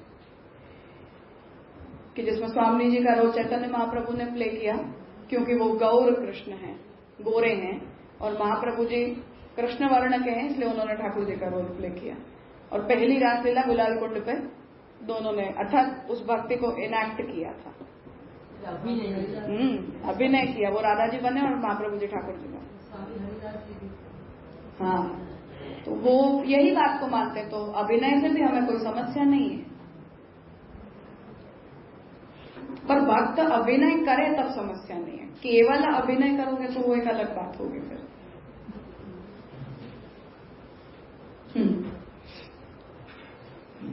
भक्ति भावेन वृषम आद्रीभूते मनसि सभाव रसतया उत्कर्षम अश्नुत। तो भक्ति भाव के द्वारा अत्यधिक गीला हुए मन में वो जो भाव है वो रस के रूप में उत्कर्ष को प्राप्त करता है। ये हमारा सिद्धांत हो गया कि हम भक्ति को भाव कहते हैं और भक्ति भाव से गीले मन में भक्ति रस का हमें अनुभव होता है। पूर्व पक्षीय संग्रह कारिकायाम अश्रुतत्वात् इति रसस्वरूपानुपपत्ति ही द्योत्यते। अब पूर्व पक्षीय की जो संग्रह कारिका द्वितीय कारिका अश्रुतत्वात् असिद्धत्वात् अनुभूते अभावतः अंतर्भावा चातिरिक्त रसो भक्ति न कुत्रचित, यहाँ जो पुरुषोत्तम जी आज्ञा कर रहे हैं उसे श्याम काका जी बता रहे हैं कि पूर्व पक्षी के लिए लिखी गई संग्रह कारिका में अश्रुतत्वात् का मतलब क्या है कि रस का स्वरूप अनुपपन्न हो रहा है, ऐसा पूर्व पक्षी कहना चाह रहा है। अश्रुतत्वात् शब्द का मतलब क्या कि रस स्वरूप की अनुपपत्ति हो रही है, रस भक्ति रस के रूप में उपपन्न नहीं हो रही, ये अश्रुतत्वात् शब्द का मतलब हुआ। असिद्धत्वात् अनुभूते अभावतः, अब ये जो आगे के दो आए उनका क्या मतलब है तो उसे बता रहे हैं। इति लक्षण प्रमाणाभ्याम वस्तु सिद्धि नियमात लक्षण असिद्धे है, तो असिद्धत्वात्, असिद्धत्वात् का मतलब क्या कि भक्ति रस के रूप में सिद्ध नहीं हुई है, एस्टैब्लिश्ड नहीं है। तो उसका क्या मतलब है कि लक्षण और प्रमाणों के द्वारा वस्तु को सिद्ध करने का जो नियम है, न्याय की जो प्रक्रिया है और सामान्यतया एक्सेप्टेबल सिद्ध करने की, किसी भी विषय को सिद्ध करने की जो प्रक्रिया है वो कैसे होती है कि आप पहले लक्षण के द्वारा सिद्ध करते हो, फिर प्रमाणों के द्वारा अपने लक्षण को सिद्ध करते हो, वस्तु को आप पहले डिफाइन करते हो, फिर आप अपनी डेफिनेशन के लिए प्रमाण देते हो। राजा, यहाँ पे ये जो अशुद्धवाद का डेफिनेशन, ये पहले के डेफिनेशन से थोड़ा अलग लग रहा है, क्योंकि पहले हमने इसको डिफाइन किया था कि कहीं पे सुना नहीं है, कहीं से वेद पुराण आदि से उसमें वर्णन नहीं किया गया, लेकिन यहाँ पे थोड़ा डेफिनेशन अलग आ रहा है, ऐसा लग रहा है। अलग नहीं आ रही है, ऑन तो छे लाल। हाँ,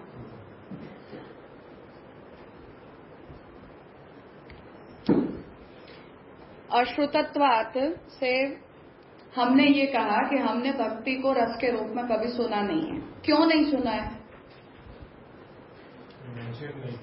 नहीं, इसलिए नहीं सुना है क्योंकि उसकी रस के रूप में सिद्धि हो नहीं सकती है, इसलिए उसे लिखा नहीं है। जो जो इमोशंस रस के रूप में जस्टिफाई हो सकते हैं उन्हें रस के रूप में भरत ने लिखा है, जो नहीं जस्टिफाई हुए उन्हें भरत ने नहीं लिखा है, इसलिए भरत ने लिखा नहीं है तो हमने सुना नहीं है, यही मतलब होगा। क्योंकि उपपन्न होता तो भरत क्यों नहीं लिखते? पूर्व पक्षी तो यही आर्ग्यू करेगा ना कि यदि रस की परिभाषा में भक्ति सिद्ध हो पाती तो भरत क्यों भक्ति रस को नहीं लिखते? 8 लिख रहे थे तो उन्हें कमी तो पड़ नहीं रही थी, 9-10 भी लिख ही सकते थे। पूर्व पक्षी कह रहा है, भरत ने सिद्ध माना नहीं, ऐसा कहने का मतलब नहीं है। पूर्व पक्षी ये कह रहा है कि माना होता तो क्यों नहीं लिखते, ऐसा आर्गुमेंट। तो भरत जी ने माना नहीं है ना, पर ये पूर्व पक्षी कह रहा है। हाँ, बट एक्चुअल में भी नहीं माना होगा ना। माना नहीं माना वी डोंट नो। हाँ, लेकिन कॉमन सेंस वो ही बताता है लॉजिकली कि माना होता तो लिख लेते हैं। फिर से आप जिस बात को डिस्कस करना चाह रहे हो उसका दायरा क्या है? फॉर वॉट नाट्य शास्त्र इज, इसे आप बताओ। नाट्य शास्त्र क्यों लिखा गया? मनोरंजन। हाँ, अब अभी रास लीला लिख रहे हैं, अभी जो देख रहे हैं उनके मन में भक्ति उत्पन्न हुई, तो भरत मुनि को तभी ध्यान नहीं आया भक्ति हो रही है, रस तो दिखना चाहिए था। भरत ये कहेंगे कि हमने तो श्रृंगार दिखाया, हमने तो करुण रस दिखाया। जैसे रामायण के लिए हम ये कहेंगे कि रामायण में भक्ति दिखाई, किसने बोला? तुम्हें ऑब्सेशन है कि राम भगवान होते हैं। रामचंद्र जी का चरित्र एक आदर्श मनुष्य का चरित्र है। तो हमने तो करुण रस दिखाया, जैसे वो क्रौंच और क्रौंची पक्षी अलग हो गए, ऐसे रामचंद्र जी और सीता जी एक दूसरे से अलग हो गए। तो इसमें भक्ति कहाँ है? हनुमान जी की स्तुति करते हैं राम जी की, उन्होंने नहीं देखा भक्ति रस। कहाँ करते हैं? तुलसी रामायण में करते। यद्यपि ऐसा नहीं है कि हनुमान जी को वाल्मीकि रामायण में उनका भक्त नहीं बताया, पर वो ईश्वरत्व को वहां रामचंद्र जी के ईश्वरत्व को उजागर भी नहीं किया है। जो द्रौपदी वसुधा हरण में हुआ वो भी रस में डालेंगे, भक्ति रस में नहीं डालेंगे। इसीलिए हम महाभारत में कृष्ण का चरित्र देख रहे हैं। महाप्रभु जी भागवत में महाभारत को काक तीर्थ कह रहे हैं, कूड़ा। जहां कौआ खुश होता है ऐसा कूड़ा। तो महाप्रभु जी को भी महाभारत में कोई कृष्ण भक्ति नहीं दिख रही है। सबका अलग अलग देखने का नजरिया, देखने का नजरिया नहीं है। हम एक सिलेक्टिव पैसेज को देख के ऐसा समझ लेते हैं कि यहाँ 4 श्लोक आ गए मतलब भक्ति आ गई, पर आप पूरे टेक्स्ट में उसका प्रपोर्शन तो जस्टिफाई करो कि कितने प्रपोर्शन में क्या बात आ रही है। तो आज तो मुझे भी मनुष्यों के प्रति बहुत ज्यादा किसी के प्रति भक्ति भाव प्रकट हो गया तो क्या वो भगवान हो गए?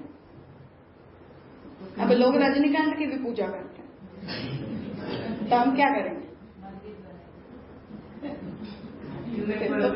तो सब कुछ है। नहीं, आर्ग्यूमेंटेटिव पर्पज नहीं है। मैं टेक्स्ट को सिद्ध कर रही हूँ कि महाप्रभु जी ने मानो महाभारत में तो गीता जी है, ठाकुर जी के वचन है जिसे पूरी दुनिया वेद से भी बढ़ के मानती है, फिर भी महाप्रभु जी ये कह रहे हैं कि महाभारत तो काक तीर्थ है।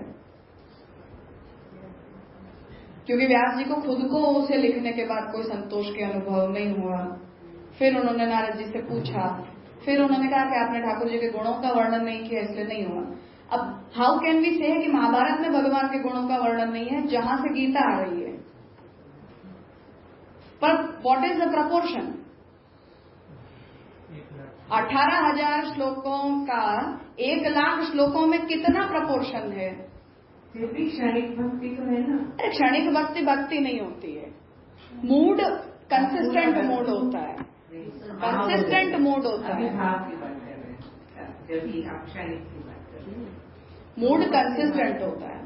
जैसे हमने पूरी रामायण पढ़ ली, उस बात को भूल कर के रामचंद्र जी ईश्वर होते हैं, तो आपको अल्टीमेटली वहां से क्या दिखता है? करुणता दिखती है केवल।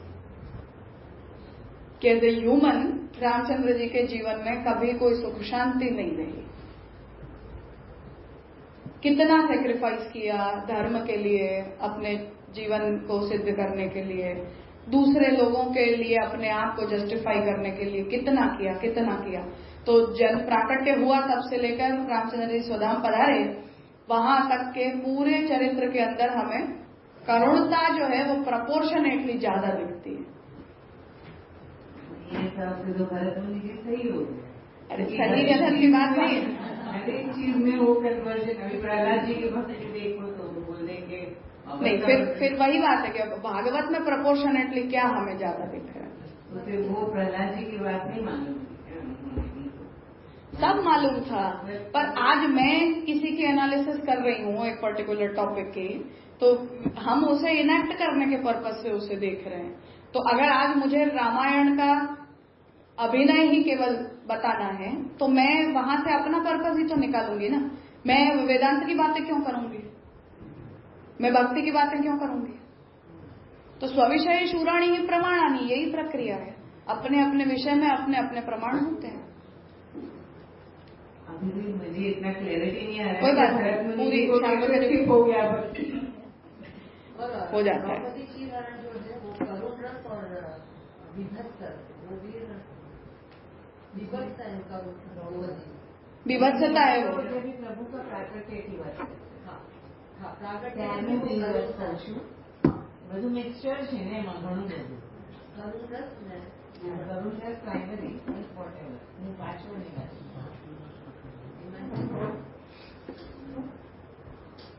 ठीक है, इट्स ओके। अभी टीका बहुत लंबी है, जितना करेंगे तो आ जाएगा अपने आप। तो अशुद्धत्वात् रस स्वरूप की अनुपपत्ति होने से। अच्छा, जैसे पूर्व पक्ष ऐसे बोल रहा है कि जो भक्ति है वो रस नहीं कह सकते आप, क्योंकि आप अगर नाट्य में उसका एक्ट कर रहे हो कि ऐसे आप दिखा रहे हो तो हम ऐसा रस नहीं देखेंगे। नहीं, तो उसमें हमें प्रॉब्लम होगी, पूर्व पक्षी को कोई प्रॉब्लम नहीं होगी। भक्ति का नाटन यदि किया जाएगा तो हमें समस्या होगी। उसे हम स्वाराध्य प्रीति जनिका कैसे कहेंगे? स्टेज के ऊपर किसी को हमने भक्ति करते दिखाया तो वो अपने आराध्य को प्रसन्न करने के लिए कर रहा है, ऐसा तो हम वहां भक्ति के लिए नहीं बोलेंगे। हम ये कहेंगे कि तुम तो उसे उसकी एक्टिंग कर रहे हो। तो उसे रसरूप बोलने में हमें ज्यादा प्रॉब्लम होनी चाहिए, ऐसा पूर्व पक्षी हम पर आक्षेप कर रहा है।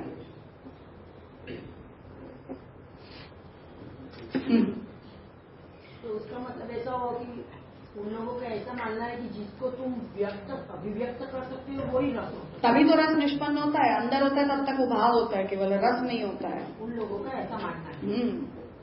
पर्टिकुलर सेंस में वो लोग रस निष्पन्न होता है, वो लोग एक्सेप्ट करने के लिए तैयार नहीं है।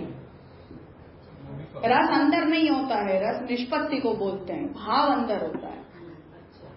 तो आप संगीत के द्वारा, नृत्य के द्वारा और अभिनय के द्वारा, अपने कायिक वाचिक व्यापार के द्वारा निकालते हो वो रस होता है, अंदर होता है वो भाव होता है। ये सब आप अभी आया जो।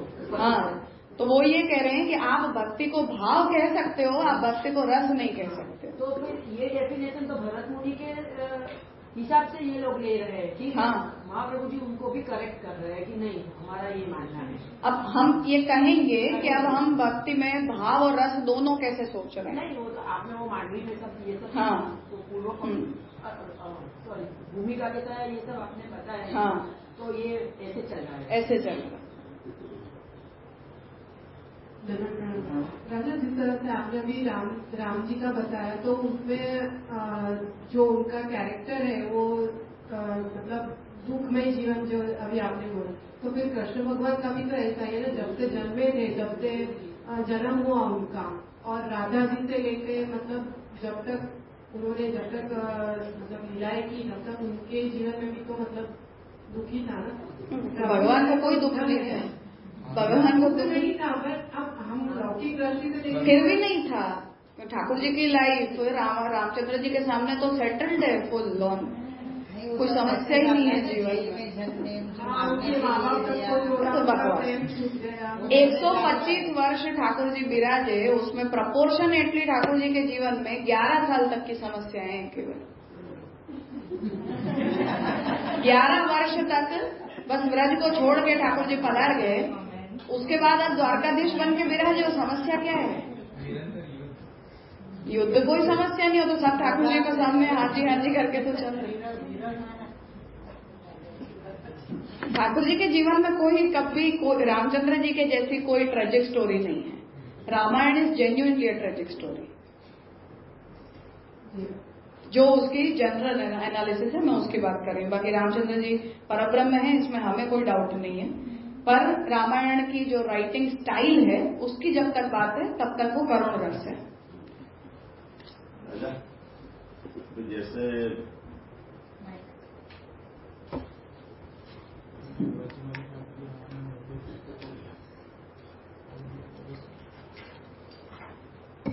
પછી આપના સિદ્ધાંતના हिसाब से ठाकुर जी परब्रह्म रहा ही नहीं है उन्हें, પછી वो तो व्यूह रूप हो गया है, और परब्रह्म तो ब्रज में स्थिति है, પછી कही अपने विरह का हूँ करुणता का। जैसे भरत मुनि जी के नाट्य शास्त्र में ये एड करने के लिए पुरुषोत्तम जी जो बात कर रहे थे, तो आपने जैसे बताया ये बात किया, इसके सामने कोई काउंटर आर्ग्यूमेंट नहीं हो रहा है, तो वो एस्टैब्लिश्ड हो रहा है। तो इन पुरुषोत्तम जी के बाद में किसी ने भरत जी के फेवर में या तो कोई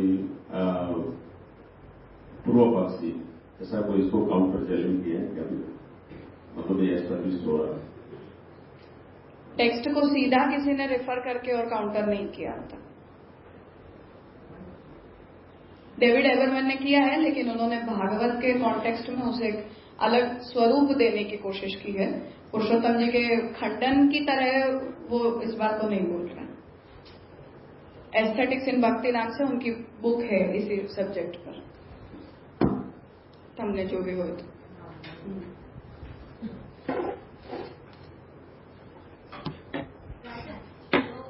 રામાયણ વિશે જ્યાં સુધી વાત છે તો એમાં પણ કરુણ રસ છે આપની એ વાત બરાબર કે મોટા રસની વાત એમાં એવી છે, પણ જયારે એવો બીજો પ્રસંગ આવે છે ને કે ધનુષ્ય ઉપાડે છે અને જયારે તૂટે એ પહેલા જયારે રામચંદ્રજી ત્યાંથી પસાર થતા હોય છે તો સીતાજીને ગાર્ડનમાં પહેલી વાર જોવે છે ત્યારે મતલબ નાના નાના ઓલામાં એ વસ્તુ અને એ વસ્તુ तो પછી એમાં उसमें करुण भी श्रृंगार रस करुण रस का पार्ट बनेगा, क्योंकि श्रृंगार रस करुण रस का विरोधी रस नहीं है, क्योंकि वो विप्रयोग बन जाता है ना फिर, इसलिए तो श्रृंगार में संयोग और विप्रयोग दोनों होते हैं, तो विप्रयोग में वो करुणता आ जाती है, इसलिए श्रृंगार रस करुण रस का विरोधी रस विभाव नहीं माना जाता है।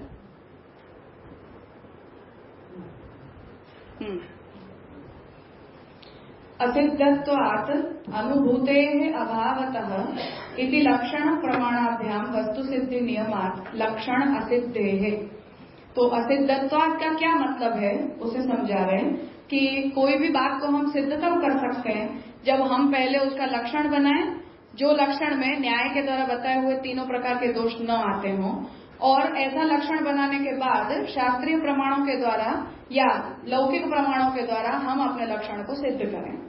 तो जैसे कोई दिखलाई देने वाली वस्तु है, उसका हम लक्षण बनाते हैं तो हम चाक्षुष प्रमाण से सिद्ध करेंगे कि तुम्हें ऐसा ही दिख रहा है ना जैसा हमने लक्षण बनाया, और न दिखाई देने वाली वस्तु है तो शास्त्रीय प्रामाण्य से अपने अपने विषय में उसे बोलेंगे। तो लक्षण और प्रमाण के द्वारा वस्तु सिद्धि का जो नियम है, उस नियम से लक्षण सिद्ध न होने के कारण लक्षीभूत जो भक्ति है उसके रसत्व की असिद्धि हो रही है। ठीक है, लक्षण के द्वारा लक्षित जो भक्ति है उसकी रस रूपता की असिद्धि हो रही है, जैसा हमने अभी देखा कि आराध्यत्व प्रकारक ज्ञान, तो यहाँ असिद्ध हो गया ना कि ये रस रूपता इस लक्षण में सिद्ध नहीं होगी। तो उस तरह से पूर्व पक्षी ये कह रहा है कि हम इस परिभाषा को लेकर चल रहे हैं, अब आप अपना लक्षण दे दो, आपको जब भी काउंटर करना है उन्हें तब आप अपना लक्षण दो कि हम भक्ति का ये लक्षण नहीं मानते, हम भक्ति का ये लक्षण मानते हैं। ठीक है, पर अब तक पूर्व पक्षी जो लक्षण लेकर चल रहा है वो लक्षण में भक्ति की रस रूपता असिद्ध है, इसलिए वो दूसरा प्रपोजिशन उसने दिया असिद्धत्वात्। ठीक है, वो कैसे असिद्ध है वो हमने आराध्यत्व प्रकार ज्ञान वाली परिभाषा में देख लिया। अनुभूतेः अभावतः इति तथाविध परमात्मक अनुभूत्य भावात्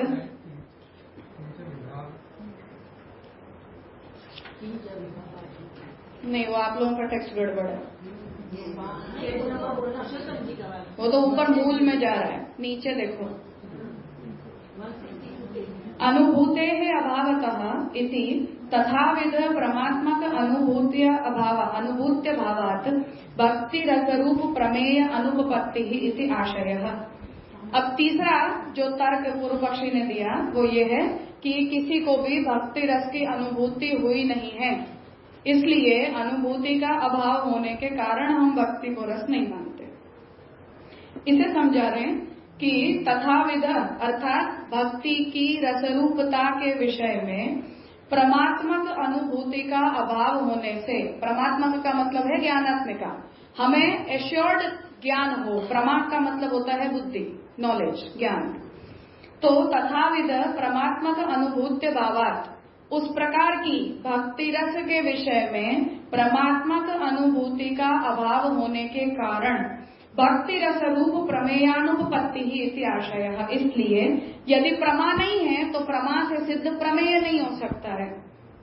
प्रमा मतलब ज्ञान, और ज्ञान से सिद्ध पदार्थ ज्ञेय, तो प्रमा और प्रमेय, तो भक्ति के विषय में परमात्मक अनुभूति का अभाव होने के कारण भक्ति की रसरूप प्रमेय रूपता अनुपपन्न होती है, ऐसा पूर्व पक्षी का आशय है। अनुभूते है अभावतः इस शब्द के द्वारा। ठीक है, स्पष्ट है? आप लोगों को ब्रेक लेना है? એટલે રાજા અત્યાર સુધી ત્રણ આવ્યું ને, એક અશ્વદુત્વાદ અને બીજું અતિત્વવાદ અને અનુભૂતિ। हाँ, 3 और बोल्ड में जो है वो पुरुषोत्तम जी के मूल वचन में से हैं और उसका छोटा जो अक्षर है वो श्याम द्विवेदी के। ठीक है, 10 मिनट आप ब्रेक ले लो, फिर आगे करते हैं। This session is no longer being recorded.